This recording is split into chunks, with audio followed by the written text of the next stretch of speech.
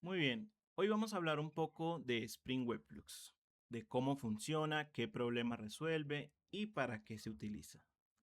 Y para poder entender cómo funciona Spring Webflux, hay que empezar cómo funciona una aplicación Spring Boot MVC. Cuando nosotros levantamos una aplicación Spring Boot a grandes rasgos, muy a grandes rasgos, tenemos esto. Tenemos un server container, tenemos unos controladores, tenemos otras clases, vamos a decir que tenemos una capa de datos, ¿cierto? Entonces, cuando llega una petición HTTP, ¿verdad? Porque cuando utilizamos una aplicación Spring Boot es para poder crear aplicaciones web y recibir solicitudes y responder. Cuando recibimos una aplicación HTTP, el server container es el que lo recibe, ¿cierto? Entonces, digamos que nosotros expusimos un endpoint que sea para obtener usuarios por el ID. Entonces tenemos unas clases que son unos controladores, todas aquellas clases que nosotros anotamos con esa anotación @RESTcontroller o @controller y reciben esa solicitud. El server container lo interpreta y hace un mapeo interno para que él pues entienda, ok, esto está por esta clase. Y aquí pues aplica la lógica. Si es un programa pues bien modulado, lo normal es que ese controlador delegue esa responsabilidad a otras clases. Por ejemplo, una capa de servicios, una capa de repositorios, etcétera. Todo eso está marcado dentro de otras clases. Digamos que dentro de estas clases nosotros accedemos a la capa de datos. Y esta capa de datos pues a nosotros nos responde. Estamos buscando el usuario con el ID 123. Entonces la capa de datos a nosotros nos responde y la respuesta pues viaja por el mismo lado donde llegó. El server container la recibe y arma una respuesta HTTP con sus headers, con su código de respuesta, bueno, etcétera. ¿De acuerdo? Pero claro, para que Spring Boot Application pueda trabajar de esta forma, alguien debe tener la responsabilidad de qué pasa con esta petición HTTP y poder hacerle ese seguimiento. Aquí es donde entran los hilos, ¿cierto? Que es el thread pool que se levanta cuando nosotros levantamos una aplicación MVC. Entonces, cuando llega una petición, ¿qué es lo que pasa? Vamos a dibujarla por acá. Llega una solicitud HTTP al server container y Spring Boot lo que hace es dice, ok, vamos a tomar uno de estos hilos que está acá, que entendámoslo como trabajadores, como aquellos que hacen ese trabajo, que hacen ese seguimiento, es como si esta solicitud, el server container lo que hace es, ok, vamos a separarte un espacio, ¿cierto? Vamos a separarte un trabajador para que pueda hacer ese trabajo. Entonces, este hilo que estaba dentro de esta piscina de hilos, ¿cierto? Que son muchos hilos, depende mucho de esa configuración y esa máquina donde esté corriendo esta aplicación Spring Boot, cuántos hilos tenemos. Tomamos uno de ahí. El server container toma uno de ahí y este hilo se asigna a esta petición. Entonces, mientras esta petición esté andando, el hilo pues va ahí con él acompañándolo, asegurándose pues que haga todo ese trabajo. Entonces él hace todo el camino que explicamos antes, va a la base de datos le responde y ese hilo mientras tanto pues está ocupado. Y hasta que no dé la respuesta a esta petición, ¿cierto? Este hilo no se libera. Una vez que ya da la respuesta, este hilo vuelve al pool de hilos, a la piscina de hilos, y queda pues libre para ser asignado a una siguiente petición. ¿Listo? Entonces aquí como lo vimos, este hilo pues se asigna. Entonces, ¿qué pasa? Digamos que estamos recibiendo muchas peticiones de manera concurrente, es decir, muchos usuarios o muchos clientes en general, no tienen que ser usuarios, también puede ser otro sistema, está haciendo peticiones a nuestra aplicación MVC. Entonces, claro, por cada petición que se está llamando, se están utilizando estos hilos. Entonces, este hilo como tal se asigna a esta petición, este hilo se asigna a esta otra petición, este hilo se asigna a esta otra petición y este hilo se asigna a esta. En caso tal de que todos los hilos estén ocupados, entonces la aplicación no puede servir, no puede recibir más solicitudes y esas solicitudes o quedan en esperas o al final pues terminan degradando lo que es esta aplicación. ¿De acuerdo? Entonces, vamos a hablar un poquito del problema de los 10.000 usuarios concurrentes, ¿cierto? El problema C10K, que nos habla qué pasa cuando 10.000 usuarios están haciendo conexiones, o bueno, en este contexto, están mandando solicitudes a nuestro servidor, es decir, a nuestra aplicación que tenemos con Spring Boot MVC. Entonces, claro, estos 10.000 usuarios están haciendo solicitudes. Entonces, ¿qué necesito yo? Necesito 10.000 hilos, si estamos trabajando de esta forma, 10.000 hilos para poder responder a todos esos 10.000 usuarios al mismo tiempo. ¿Listo? Entonces, ¿qué pasa con esta forma de trabajar? O sea, cuando nosotros utilizamos un hilo por cada petición, one request per thread, se le llama a esta forma de manejar estos hilos. Entonces, claro, un hilo, al final de cuentas, pues es una clase especial de Java, pero es una clase, ¿cierto? Entonces, como es una clase, él utiliza memoria. Entonces, claro, cada hilo está ocupando espacio en memoria. Si yo necesito, si estoy atendiendo 10.000 procesos al mismo tiempo, estoy necesitando memoria para 10.000 hilos que están ejecutándose. Pero el mayor problema de estos es el context switching. Entonces, la CPU, la máquina donde está corriendo mi Spring Boot, él es el que tiene que decidir, bueno, cuál es el hilo que sigue, ¿cierto? Él está diciendo, el hilo 1 está atendiendo la solicitud 1, el hilo 2 está atendiendo la solicitud 2, el hilo 3 está atendiendo la solicitud 3, etcétera, etcétera. Va a existir un momento cuando nosotros tenemos estos 10.000 hilos que la CPU se gasta más tiempo preguntando cuál es el hilo que le toca a continuación que el hilo haciendo su propio proceso, ¿cierto? ¿Por qué? Porque son muchos y es mucho pues esta capacidad de cómputo para poder saber cuál es el hilo que le toca. ¿Listo? Entonces, ¿qué pasa? Que la aplicación con más solicitudes, más CPU se empieza a degradar y al final o se cae, ¿cierto? Resulta un problema donde la aplicación pues muere, o se empieza a degradar y no puede recibir más solicitudes, o esas solicitudes quedan en espera, lo que hace que igual para algunos clientes ese proceso, esa respuesta sea lenta, ¿cierto? Listo. Y antes de continuar, de saber cómo Spring Webflux ayuda a resolver este problema, otro problema que hay que hablar es sobre los procesos bloqueantes. ¿Listo? Y para entender qué es un proceso bloqueante, pues entendamos primero lo que es el contexto. ¿Listo? Vamos a suponer que una persona pues va a prepararse un cafecito, ¿cierto? Entonces, cuando la persona va a la máquina y empieza a prepararse el café, ¿qué le toca hacer a la persona? Pues esperar hasta que ese café esté listo. Entonces la persona está ahí delante de la cafetera, ¿cierto? Y él pues espera a que ese café esté listo. Es decir, esta persona queda bloqueada, no puede hacer más nada hasta que este café esté listo, ¿cierto? Entonces, esto es lo que nosotros conocemos a grandes rasgos como un proceso bloqueante. Si esta persona, por ejemplo, pone a hacer su café, ¿listo? Digamos que pone a hacer el café en un segundo y luego se va a otro lado a hacer otras cosas, ¿cierto? Y ese café, por ejemplo, lanza una alarma, lanza una alerta, una notificación de que decir, su café ya está listo. ¿Listo? Entonces la persona como tal vuelve pues a recibir su café. En ese caso, la persona no se bloqueó esperando su café, sino que se empezó a hacer otras cosas. Entonces, para continuar con la analogía, imaginemos un chef. ¿Listo? Un chef tiene que hacer muchas cosas.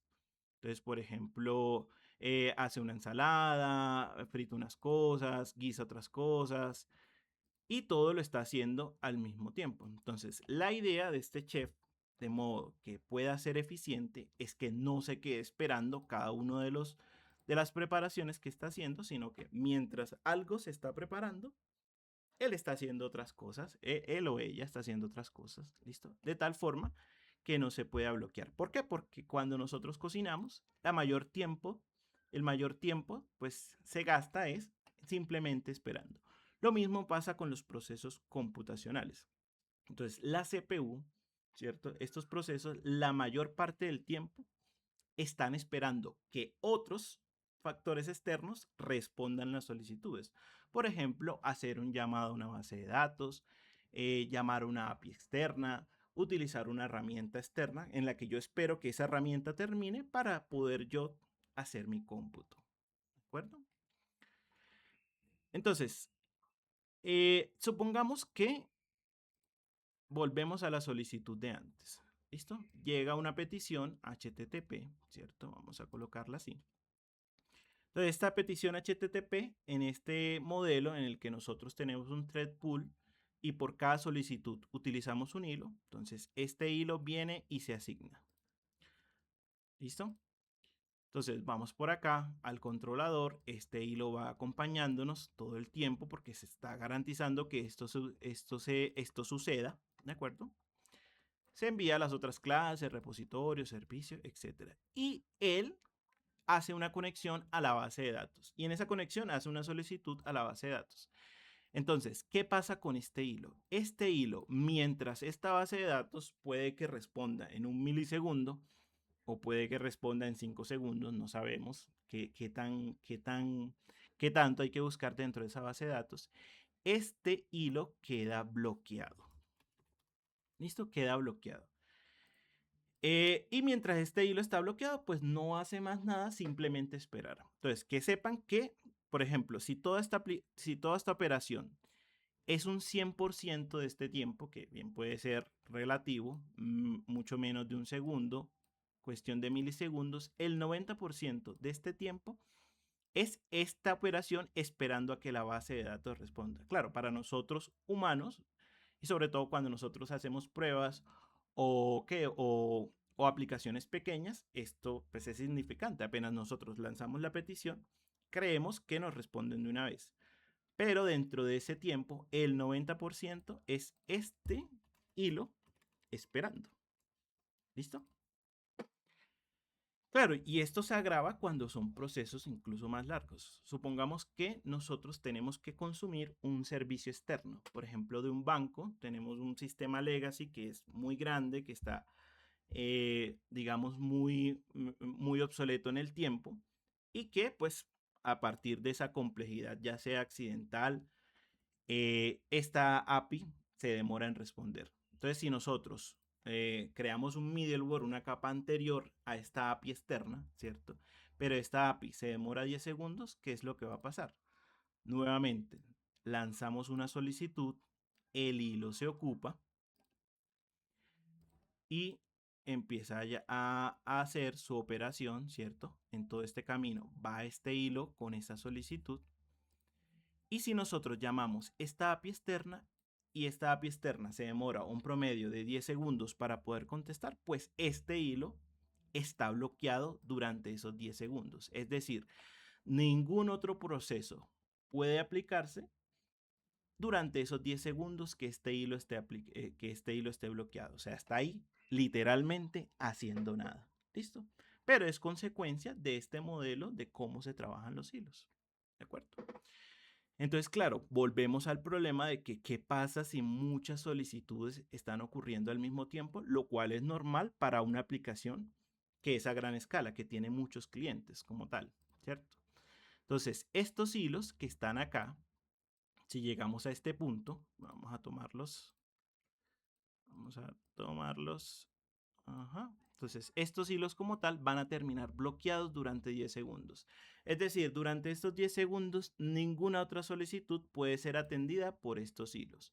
Y si es una aplicación muy grande, pues va a haber un punto donde estos hilos se acaben, donde ya no haya de dónde tomar. ¿Por qué? Porque todos están esperando a que esta API responda. ¿De acuerdo? Es un problema común que sucede. Entonces, ¿qué pasa? Esta forma de trabajar de Spring Boot Applications se llama One Request per Thread. ¿Listo? O sea, un hilo por solicitud. Cada vez que un hilo llega, nosotros asignamos un hilo. ¿Listo?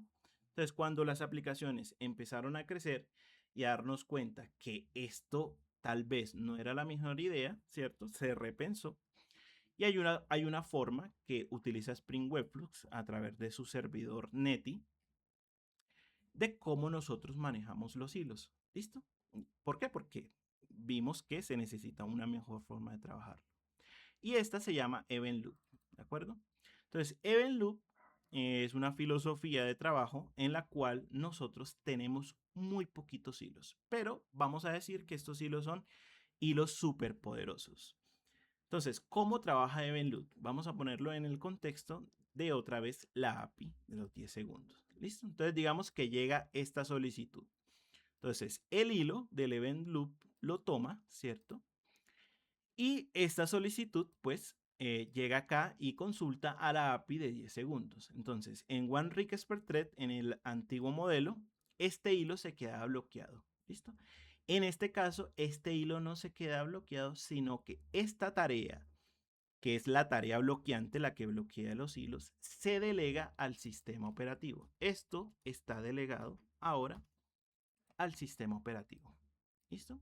Entonces, cuando yo se lo delego al sistema operativo, el hilo vuelve a otros procesos o a ser reutilizado. Entonces, ¿qué va a pasar? En el momento en que esta API a mí me responda, este hilo vuelve a activarse para poder dar esa respuesta. ¿Listo? Entonces, si muchas peticiones están llegando, entonces va a haber un momento en que todas estas peticiones están en un estado de espera. Vamos a colocarlo acá azulito. Y vamos a colocarlo acá rojito, ¿cierto? Va a haber un momento en que todas estas peticiones estén en un estado de espera, pero este hilo no está bloqueado, simplemente está operando. Y cuando cada uno de estos reciba la respuesta de la API, este hilo se activa y hace lo que tiene que hacer. Es decir, nosotros en este contexto evitamos los procesos bloqueantes.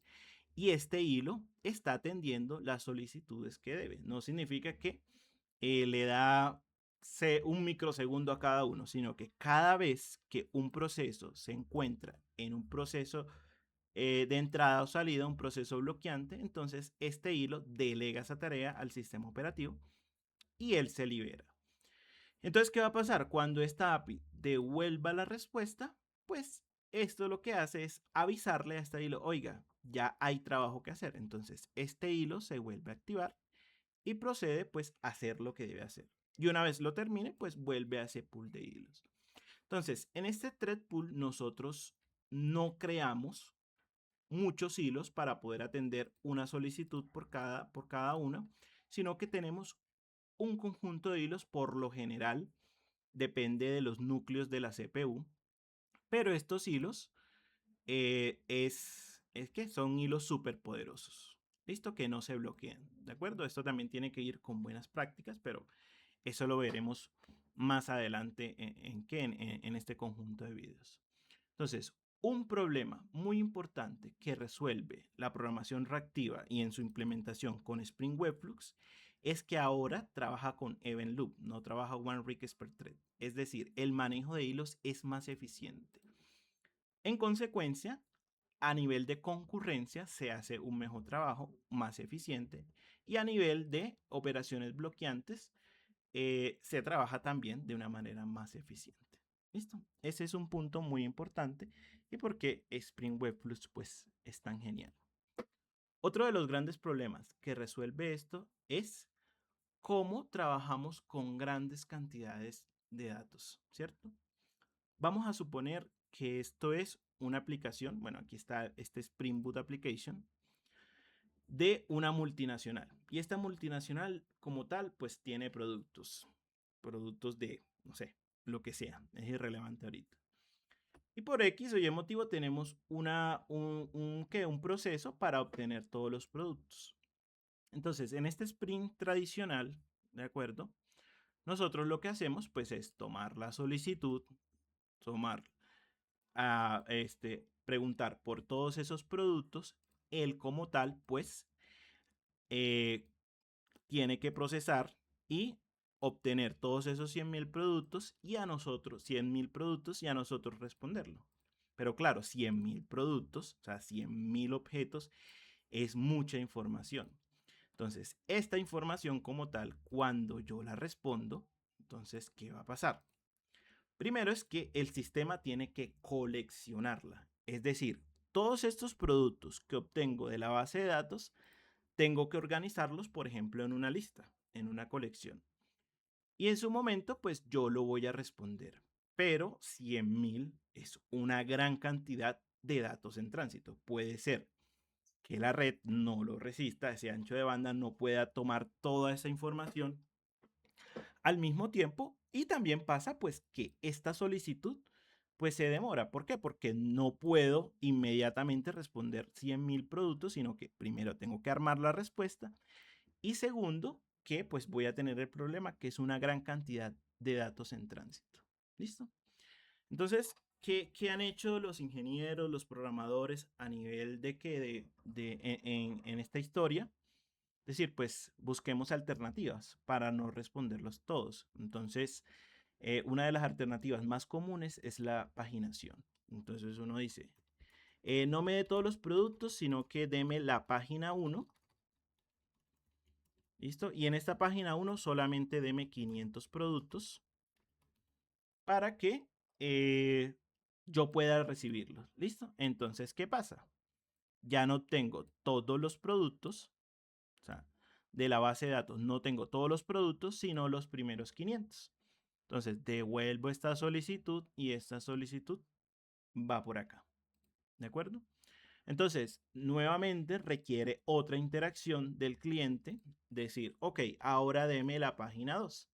Entonces, vuelve a operar el sistema y decir, ok, voy con la página 2, obtengo los siguientes 500 productos y así sucesivamente hasta obtenerlos todos. ¿De acuerdo? Entonces, fíjense que requiere una interacción directa entre el cliente y servidor, que puede ser no lo más eficiente, porque al fin de cuentas, yo lo que quiero es todos los productos, pero no quiero tener pues el problema de tener que coleccionarlos, de demorarme y de dar una respuesta gigantesca. ¿De acuerdo? Entonces, esto es lo que estábamos viendo. Si yo, por ejemplo, en este programa Java, yo devuelvo una lista de productos, entonces me enfrento a este problema, que lista tiene que coleccionarlos, ¿cierto? Es decir, tiene que organizar toda esa información que viene de la base de datos y poder dar una respuesta, crearla dentro de un JSON y poder responderla, ¿cierto? Entonces, esto es un reto que es difícil. Obviamente, sí existían formas de manejarlo. No es algo que llegó a solucionar Spring Webflux, pero Spring Webflux sí da una forma muy sencilla y muy chévere, pues, y casi intuitiva de cómo poder trabajar esta gran cantidad de datos. ¿Listo? Y es por medio de los flujos. Nosotros decimos, deme todos los productos. ¿Listo? Y entonces hacemos la solicitud y estos productos no se responden todos al mismo tiempo, sino que va respondiendo por paquetes de información. Es decir, no me da toda la información que yo necesitaba al mismo tiempo y demorándome, sino que él a mí me empieza a dar paqueticos pequeños de información. ¿Sí? Y esto es lo que nosotros conocemos como un flujo. Es decir, abrimos un canal entre este cliente y este servidor y él me va dando esos paquetes de datos y yo los voy procesando. Lo mismo hacemos con el cliente que a nosotros nos solicitó esa información. Nosotros no devolvemos una lista, no devolvemos una colección, sino que devolvemos un flujo. Es decir, básicamente abrimos un canal en el que nosotros vamos a empezar a mandar información. Y una vez completemos todos los productos, pues vamos a mandar una señal de decir, ok, ya completamos todos los productos, o sea, ya no hay nada que recibir, ya podemos cerrar este canal. ¿Listo?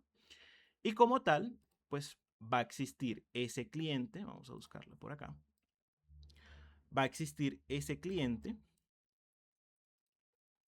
que pues él va a poder obtener esta información y operarla, coleccionarla, o él verá cómo lo recibe, pero nosotros se lo respondemos a nivel de flujo de datos.